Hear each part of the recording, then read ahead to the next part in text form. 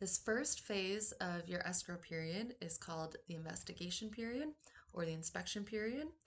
This is the time frame that you have to do all the inspections you'd like to do and learn everything you possibly can about the home prior to committing 100% to the purchase.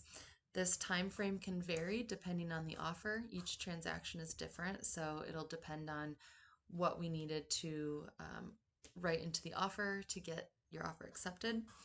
So commonly you'll see anywhere between 10 and 17 days, but reference your offer specifically or ask me if you're uncertain about what your time frame is.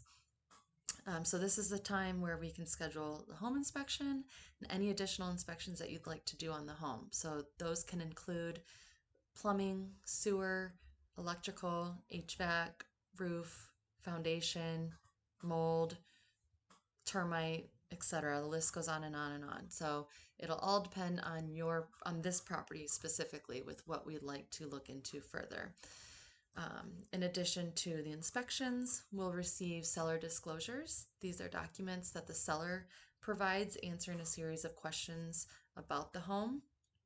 So these may include things like if there was a death on the property in the last 3 years, if there were pets on the property, if there have been any issues with pests or rodents, if there are issues with noise in the neighborhood, things along those lines that may be factors affecting you wanting to move forward with the purchase. Additionally to seller disclosures and your inspections, you'll also review the title report. The title report gives additional information about the home, provides a plot map. This will show if there are any liens on the home, in which case the seller will be responsible for clearing those liens prior to closing or at closing, unless it's something like like solar that is transferring to you as a new buyer, then that transfer process will happen during escrow as well prior to closing. The title report will also show if there are any easements on the property, and if that is the case, we need to make sure to get additional information on what those are and if and how they will affect your use of your property. And title report will also show if there are any CC&Rs, which are some really old, dated set of rules that were created when the home was built. Some of those may still be enforceable, some may not, so it's just something that you want to make sure that you read thoroughly to fully understand what comes along with the purchase of this home. In addition to the title report, if there is an HOA, a homeowners association, you'll receive the documents for the HOA at some point, which includes their rules and regulations. Again, read through those to make sure there's nothing that they don't allow that would affect you living there and wanting to live there. For example, some communities don't allow any parking overnight in the street, things along those lines.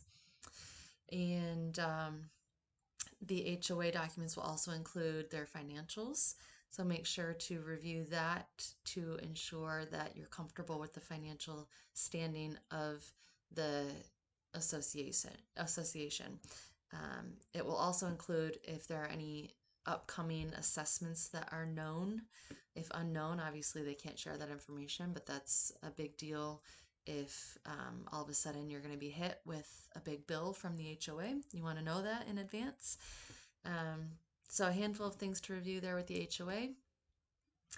You will also receive a natural hazard disclosure, NHD for short. This will show if the property is in a high fire zone, a flood zone, airport, track, things along those lines. Again, may or may not affect you wanting to move forward with the purchase of the home.